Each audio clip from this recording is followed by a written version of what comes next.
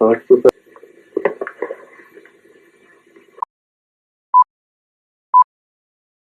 शेर सिंह राणा, जिनका असली नाम पंकज सिंह था, उनका जन्म भारत के उत्तर प्रदेश राज्य के एक छोटे से गांव रुड़की में हुआ था। उनका नाम तब काफी चर्चा में आया था जब 25 जुलाई 2001 को दिल्ली स्थित सरकारी आवास के सामने फूलन देवी की गोलियों से भूनकर हत्या कर दी गई। इस घटना के 2 दिन बाद आरोपी शेर सिंह राणा ने देहरादून में पुलिस के सामने आत्मसमर्पण कर दिया और हत्या में शामिल होने की बात स्वीकार कर ली। पुलिस के अनुसार राणा ने बहमई हत्याकांड में मारे गए 22 राजपूतों की हत्या का बदला लेने के लिए फूलन देवी की हत्या की। सबको लगा कि शेर सिंह राणा का जीवन अब खत्म हो चुका है, लेकिन विधि के विधान को कुछ और ही मंजूर था। एक दिन जेल में शेर सिंह राणा अखबार पढ़ रहे थे तो अखबार में ये खबर छपी थी कि अटल जी पृथ्वीराज चौहान की अस्थियां वापस भारत लाना चाहते हैं, जो कि अफगानिस्तान के कंधार में हैं। तो ये सुनते ही उनके साथ उन्हीं की बैरक में मौजूद और 2 तालिबानी आतंकवादी हंसने लगे और कहने लगे कि भारत सरकार ये कभी नहीं कर पाएगी। तो ये सुनते ही शेर सिंह राणा ने कहा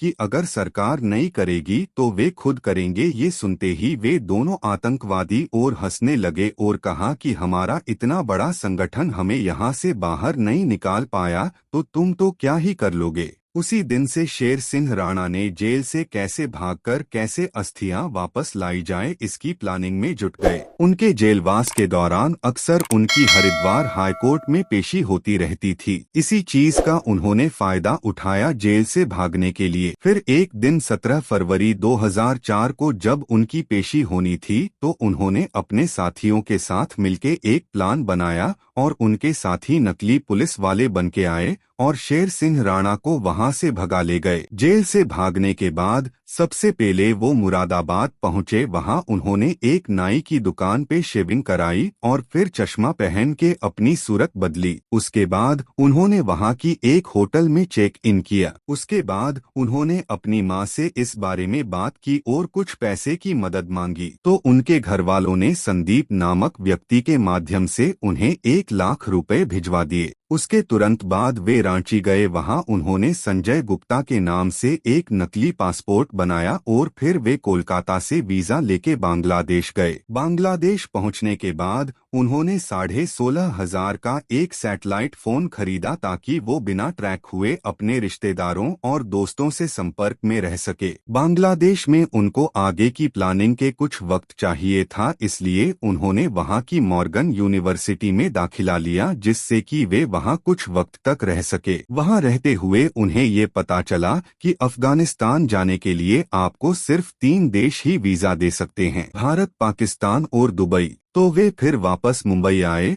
और वहां की अफगानिस्तान एम्बेसी ने उन्हें 14 दिन का वीजा दे दिया। फिर वे वहां से दुबई गए और फिर दुबई से दिसंबर 2005 में वे काबुल पहुंचे और एक रात वहीं रुकने के बाद अगले दिन वे कंधार गए। वहां उन्होंने खोजबीन करी लेकिन उन्हें कुछ नहीं मिला। उसके बाद वे फिर काबुल पहुंचे और वहां से वे हिरात पहुंचे जो कि इराक बॉर्डर के पास है।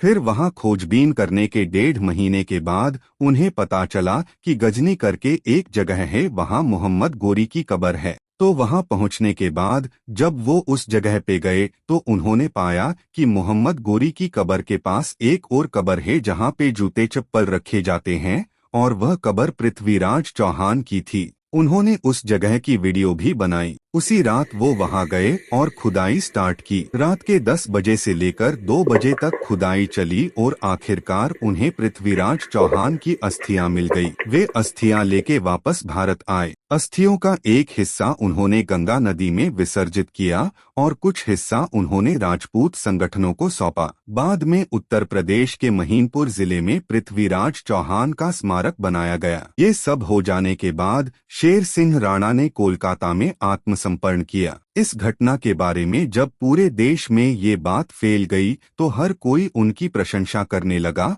और उनको हीरो की उपाधि देने लगा। उनके इस हैरतअंगेज कारनामे से प्रभावित होकर बॉलीवुड ने उनके ऊपर एक पिक्चर बनाने का फैसला लिया है जिसमें विद्युत जामवाल बतौर शेर सिंह राणा का किरदार निभाएंगे। उनका ये कारनामा वाकई काबिले तारीफ है जो कि सदैव याद रखा जाएगा।